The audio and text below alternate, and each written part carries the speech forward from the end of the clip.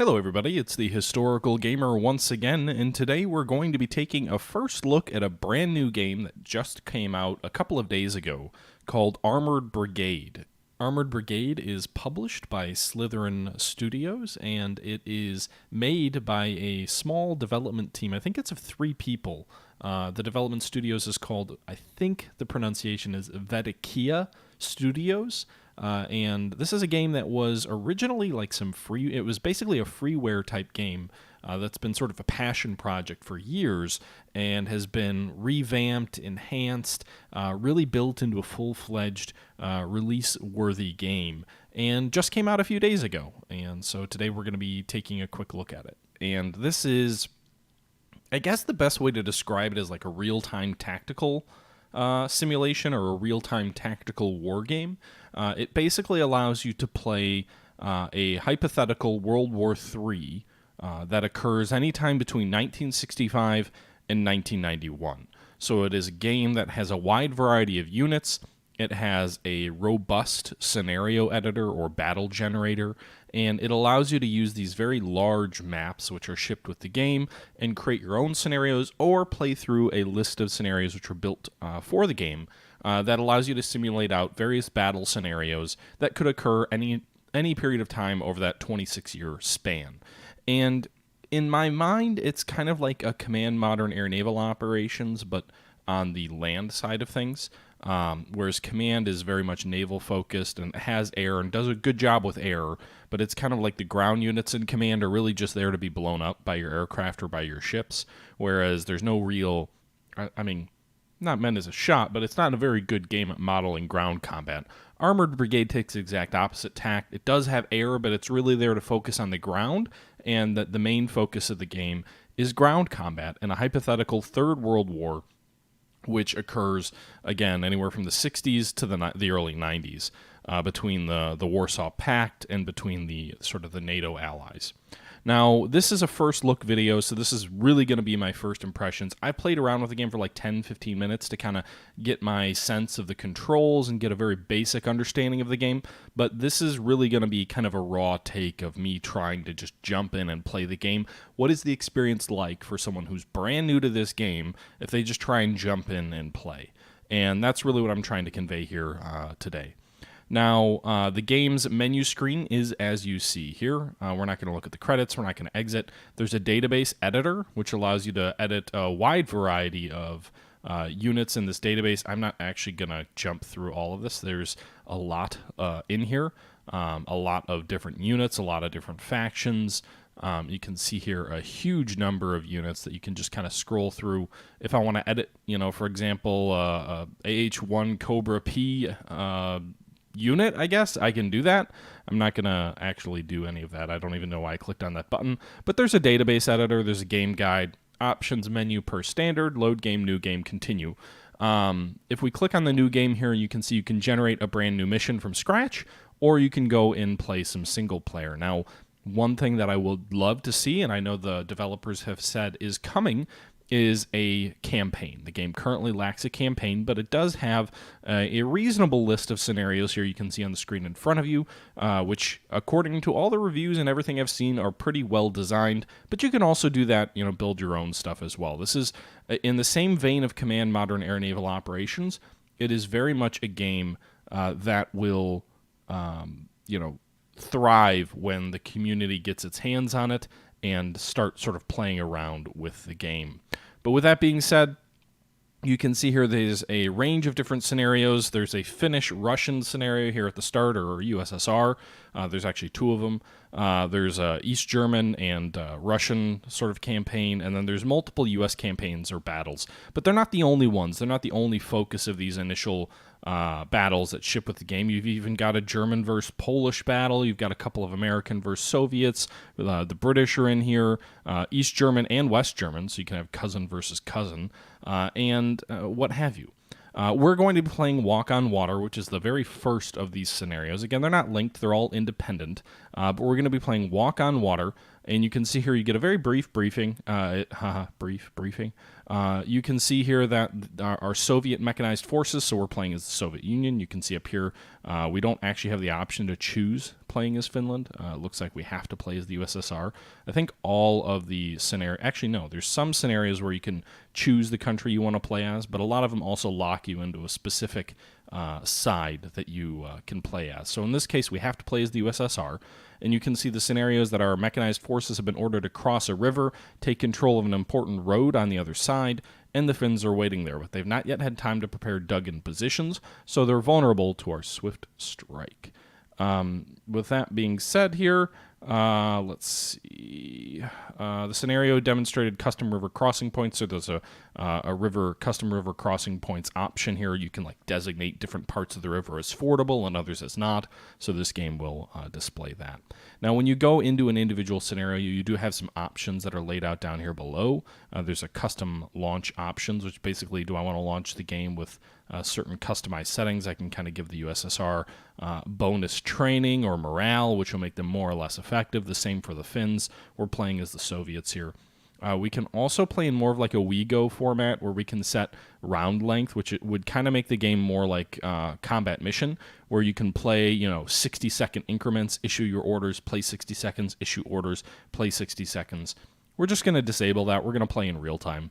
There's a pretty neat feature here called player character, which actually requires you to pick one unit in your force that you are physically present with as a commander, as if you are a colonel of this brigade that you're leading, and you have to be in an actual physical place on the battlefield. So you pick one unit where you kind of are able to issue orders instantaneously, because this game does, similar to Combat Mission, have a delay feature where when you issue orders, it takes time for those orders to get issued to the unit that you're issuing them to. And depending on various scenarios, it could take them, 15 seconds, a minute and a half, a wide variety of different times that it could take for them to actually start following out your orders. The player character basically assumes, hey, I'm a colonel, I'm driving with these tanks, I can issue orders to them right away, or the other units can kind of take different time. I also have the ability to myself personally call in artillery fire, but if the unit that I'm with is killed, then we lose the battle, because if the commander is dead, then you lose the battle in this game. But we're going to play with that feature off. It kind of reminds me of Headquarters in the Saddle as well, from Scourge of War. We have the option to show it hidden in AAR, so after the battle, if we want to see, all the different enemy positions or, where the units were, their actual OOB, we can see that. I'm going to check that because I think after we play through, it might be interesting to see where the enemy is. If you don't check this, then the Fog of War remains after the battle. Now, if you fail in one of these battles and you see where the enemy is, then that might actually sort of reduce the replayability of the game, but for now, we're going to go ahead and check that. And then show victory levels, we'll leave that blank. I'm not quite sure what that does. It just says always see the victory levels in real time without Fog of War, so it kind of reduces Fog of War.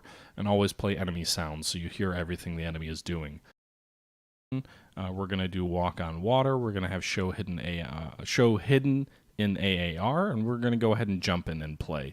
One of the things I think the game does a really good job of is these graphics and these loading screens and the menu screens. The art style in the game is very impressive.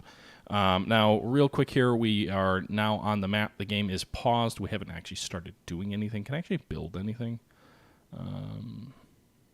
Doesn't look like it. Yeah, so I don't actually have any artillery or anything I can build yet.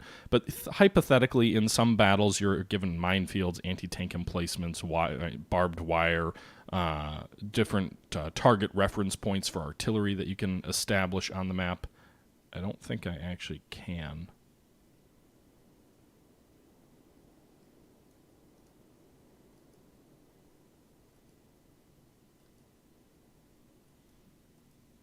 I don't actually, it doesn't look like I have any. So I can switch between target reference points and mines, but I don't actually have the ability to do anything with that. So anyway, guys, I'm assuming Yeah, it's just scrolling through.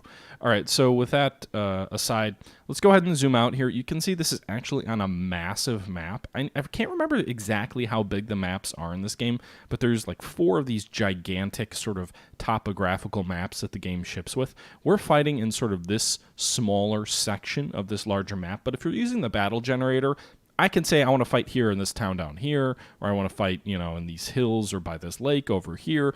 And that battle, allows you to pick where you want to fight. In the case of the scenario, it's already decided for us. We're going to be fighting in this section of this much larger map. I want to say they're each like 200 square kilometers, but I could be wrong on that.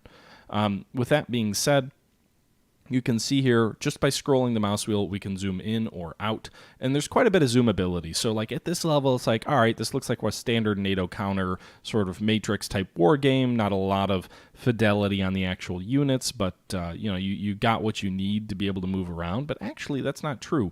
You can zoom in to quite a low level. So here we can see an individual APC right here. I don't think I've got any troops in the open. Actually, we do have some recon down here, I think. So we can even zoom in and we can see here's a recon scout team. Almost in like a close combat view where you've got the individual sprites representing the troops that are in the map. You've got the rubble that they're currently located in or a given building. So it kind of allows you to zoom down to almost a close combat level of map, but also zoom way out to this massive like 200 kilometer square map as well, which is why, again, a campaign would work so well with this kind of a thing, is if you kind of had like a front line all across this map and you had to fight battles out along it and try and, drive in or hold positions, and I think that would be really interesting. But for the sake of this battle, we're going to be fighting on this map. You can see here the green box is where our troops are deployed. The red box is where the enemy troops are deployed. I don't know, can I move these guys? It looks like my troops are fixed, as far as I can tell. Yeah, so as far as I can tell, my troops are fixed. I don't have the ability to move them around for this particular scenario, but some scenarios you can deploy your troops freely. In this case, it doesn't look like I can, but that's fine.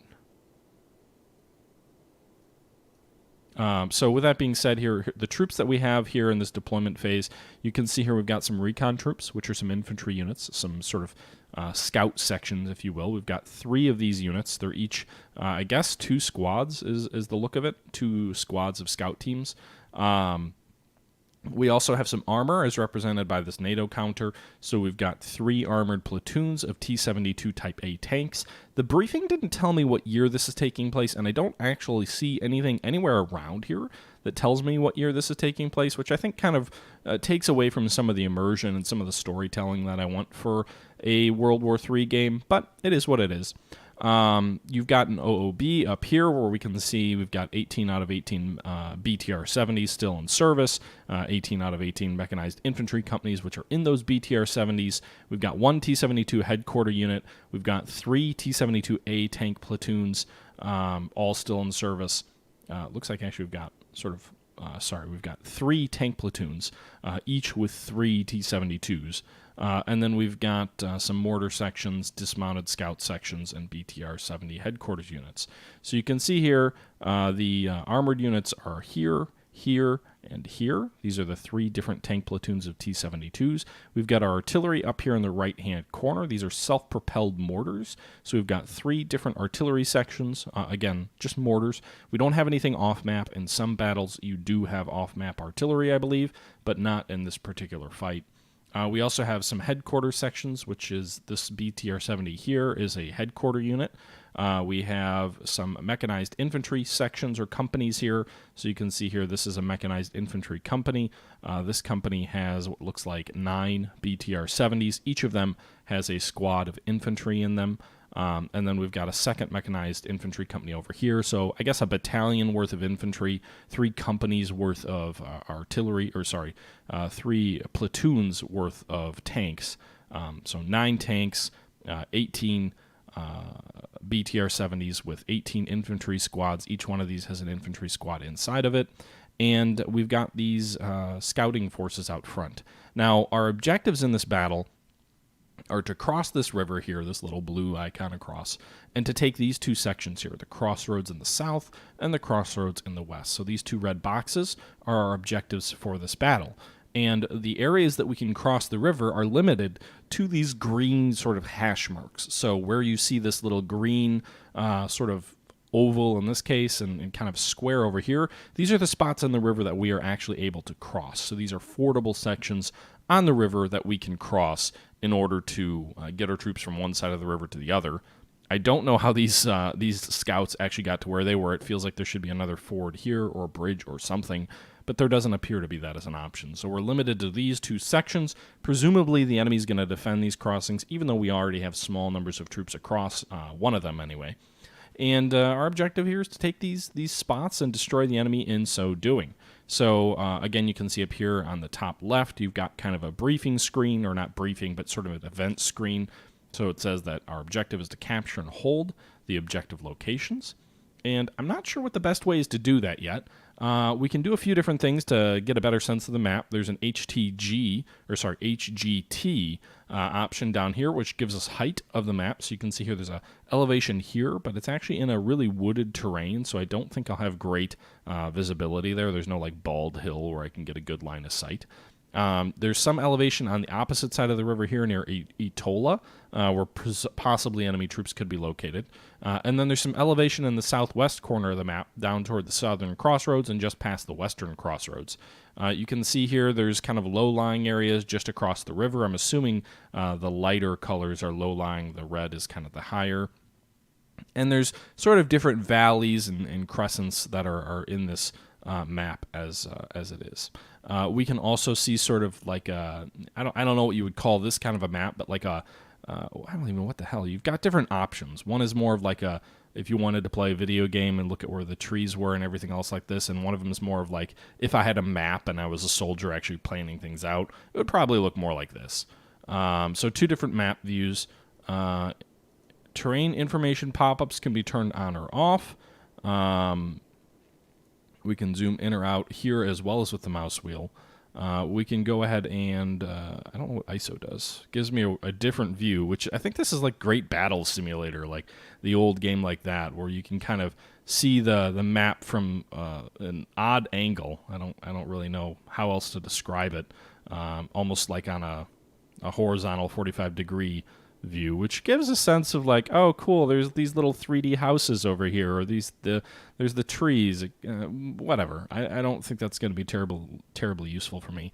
And then there's line of sight. So if I want to understand like who can see what, I can click on an individual unit and I can see what their line of sight is. So the dark areas they can't see, the light areas obviously they can see, and no one's going to have like a perfect line of sight at this time. These tanks actually over here have a pretty darn good line of sight down the western section of the crossroads from where they're at right now.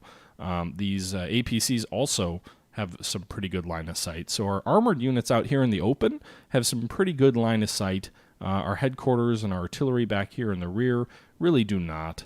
But that's kind of the scenario as it is right now, and our recon actually all do. So they'll have reasonable line of sight.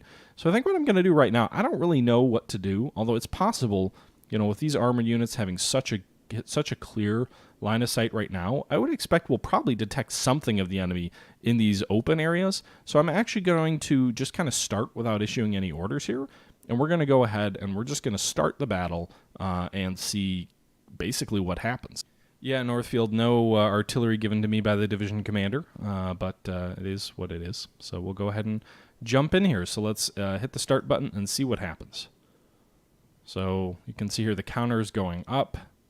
Battle is in progress up here. I don't know what this is. There's like a yellow something.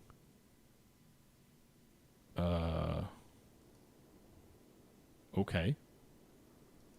It doesn't tell me if I click on it. It's got a very wide circle. It's got a question mark very faintly. And I think it just moved. Also, there's something neutral, so I don't know if that's like a human being or something. I'm not sure. There's a neutral spot there. You can see, actually, there's an enemy BMP-1 infantry fighting vehicle over here. It's got a 73 millimeter gun, a 7.62. Okay, so we just hit it in the right hull weak point and destroyed it. Looks like our T-72s engaged this BMP-1 and destroyed it. So we've already got a kill on the enemy just like that. Our troops automatically engaged. I didn't have to do anything. They just spotted the target and engaged it. So that's a good outcome here. Nothing else really happening at the moment. Oh, wait, there's additional troops down here. There's a T-55 main battle tank down here. Its turret is traversing over here, you can see. Looks like there's actually 2 of them. I don't know if any of my guys can see it or see them. Doesn't look like it. Now, it'd be great to have some air to drop down on them, but I don't. So what I'm actually going to do here is I'm going to try. These guys look like they're more or less in fixed positions. So I'm going to go ahead and try and drop some arty on them. So we're going to go ahead and select one of our artillery units here and issue it to order a mortar strike on these guys. We're going to go ahead and click the other one. And all you really have to do to issue an attack order for your artillery when it's on map, you click on the icon for the unit that highlights both of these units. So both of these units are part of this section. You right-click on it, and it gives you an option to either drop high explosives, smoke, or illumination. We're not fighting at night, so illumination isn't as important. But we can go ahead and do high explosives, and we can go ahead and select where we want the artillery to come down on. And then you can see here it generates this box where the artillery rounds will fall anywhere within this box. And then you can see they're both adjusting and sort of preparing for the fire mission. So I'm not sure how we can see these guys. Is it the scout team that can see them? Yeah, okay. So our scout team here is what's sighted them. And my main intention here is actually to drop. I don't think this HE will actually kill them. But my hope is that I can cause them to button up, maybe limit their line of sight, before I move my tanks down in to engage and destroy them. I'm assuming my T-72s should do reasonably well against these guys, but it is what it is. We'll see what happens. So we've got our units here. They're ready. They're connected by radio, or at least one of them is ready. The other's adjusting still. They're ready, and all we have to do, we can either issue a hold order, which will kind of hold that fire mission, 1 round, which will just drop an individual round, or fire for effect. So we're going to go ahead and fire for effect on this guy. And the other artillery unit is also ready, so we're going to go ahead and fire for effect as well. You can see they're both FFEing, and both of those mortars are going to start their firing on these enemy tanks. And I can't really see if it's actually buttoned up. It doesn't look like it gives me the option to see that. When I hover over it, it does look like maybe there's a commander sitting out the top.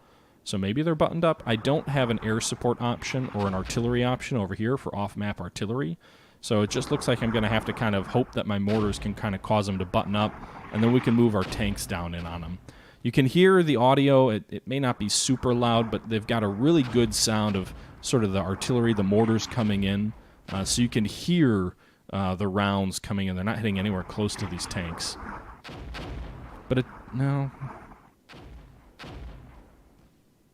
Oh, apparently we just destroyed another enemy vehicle. So our T-72s continue to scan the horizon. It looks like we destroyed 2 enemy vehicles over here near Tolkila. And it looks like maybe there's a question of some infantry. This looks like an infantry symbol over here.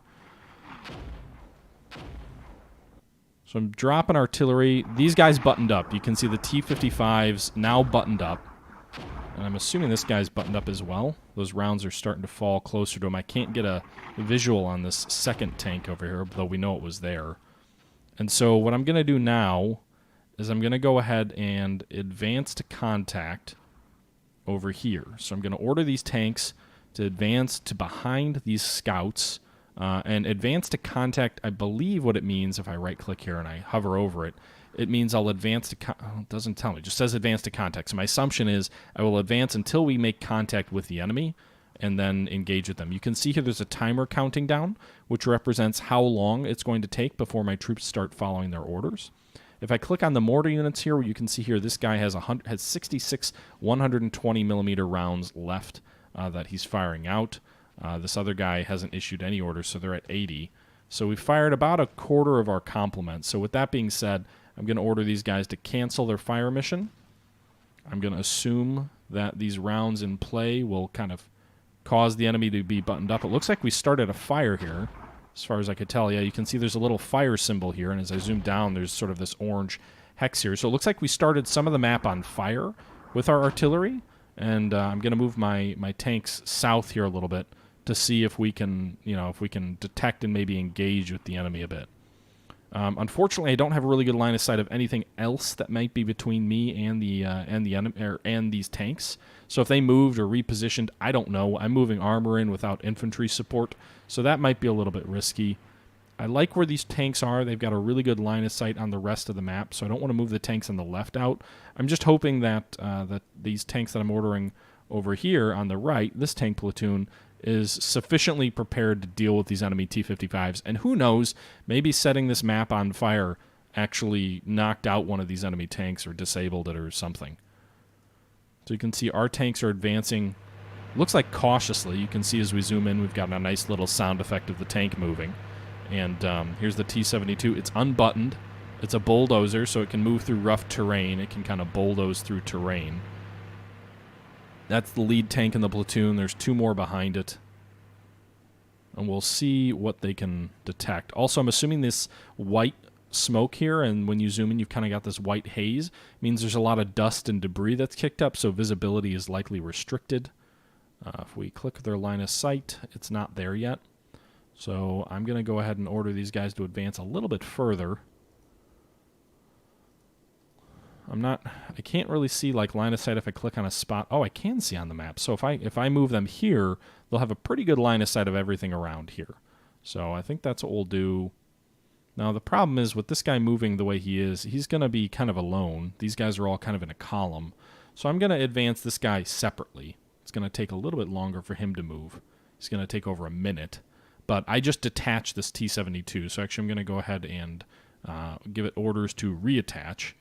And I think that just stopped all of those orders for that unit. But if you give individual orders to a unit, like if I give click on this tank here and give orders to it, it will automatically detach from the rest of the formation, and then it will require direct orders itself rather than moving moving as part of the other unit here. Looks like we just detected another enemy BMP-1.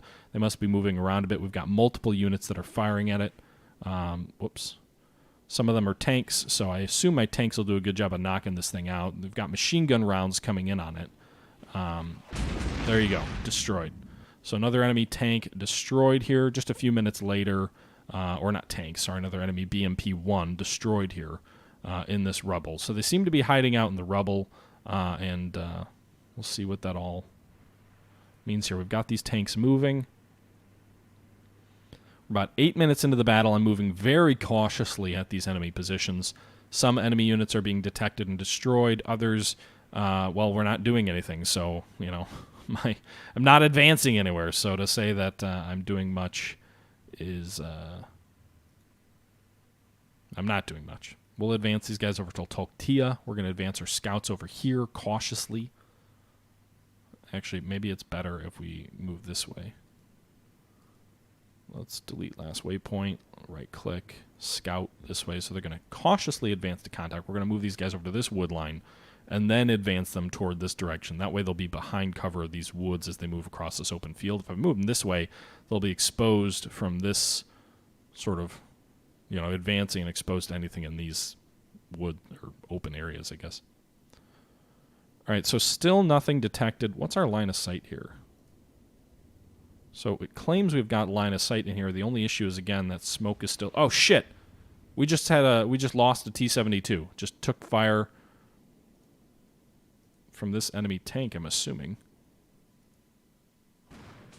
There we go. We got it back. So the enemy T-55 knocked out the middle tank in our column here. You can see our T-72's turret was facing the completely wrong direction and is burning. Its buddy in the rear got revenge and knocked out this enemy T-55.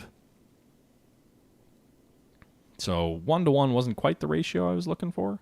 Not really what I was hoping for. But it is what it is. I'm really hesitant to start moving this mechanized infantry company quite yet. But I think we will advance. We'll scout out toward this direction. I'm hoping it's relatively safe to do that. They'll have these tanks over here that are kind of providing cover to their flank. They're going to move down this roadway toward, I can't even pronounce that name, but they'll at least have these 3 T-72s that are going to be on their flank to hopefully, if anybody opens up, they'll be in a position to knock them out. So first blood, we've lost our first unit, one of our T-72s. But we have also destroyed at least one enemy tank. I'm not sure about this other one over here. We've still got line of sight over here on where the fire is. But we can't really see, I don't think, because of the smoke from the flames. I'm assuming there's not a tank just sitting in the fire, though. That would be a bad idea. So let's actually give orders to these guys to move down here by themselves. It's going to take... Oh, shit. T-72 taking fire from right here.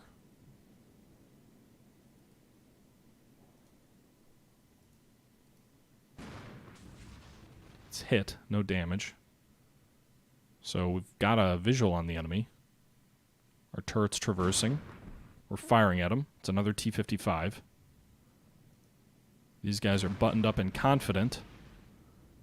And we destroyed him. So they got a couple of shots off on us. But it looks like we just destroyed another enemy T-55. I'm guessing this one repositioned from the flames over here, because he's kind of back and to the left. I was kind of jumping.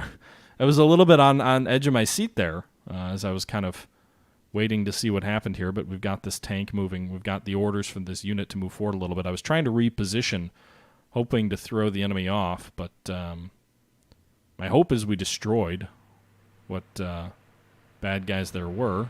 And our tanks are moving a little bit now. They're a little bit exposed. Our mechanized troops are moving as well. All right, guys, that's going to do it here for part 1 of my look at Armored Brigade, a new tactical simulation, a tactical Cold War simulation game that just came out. Reminds me a lot of sort of a grander close combat type of a game. I've heard TAC Ops thrown around when describing the game, or a few others as well. It borrows a lot of concepts and features and ideas from a wide variety of different games, and so far it's pretty interesting. I mean, we just got our first battle started, just got underway, so, you know, we haven't really seen a whole lot of the combat. We have knocked out a few enemy tanks. I'm being a little bit cautious, a little bit slow paced. This will probably turn into about a 3-episode video here as my first look at Armored Brigade, but so far I'm pleasantly impressed. I think the visuals, the graphics, for what it is, because I mean you need to zoom out a long ways as well, but the ability to zoom all the way out, all the way in the way that you can, what you can see when you zoom in, to actually have some visual representation of what you're fighting with, but also that massive map. I think this is a pretty interesting game, and I think this is something that I want to continue playing through, at least through this battle. We'll see how it plays out. This was taken from a live stream from a couple of days ago, but let me know your thoughts, guys. Is this something you're enjoying? Is this something you want to see more of? You'll probably get at least 2 more episodes. My initial impressions, pleasantly impressed, but probably a little bit too early to render a verdict. We'll have to come back to that when we finish this first battle. With that being said, hope you guys are enjoying, and until next time, this is the Historical Gamer saying thank you for watching, and I'm out.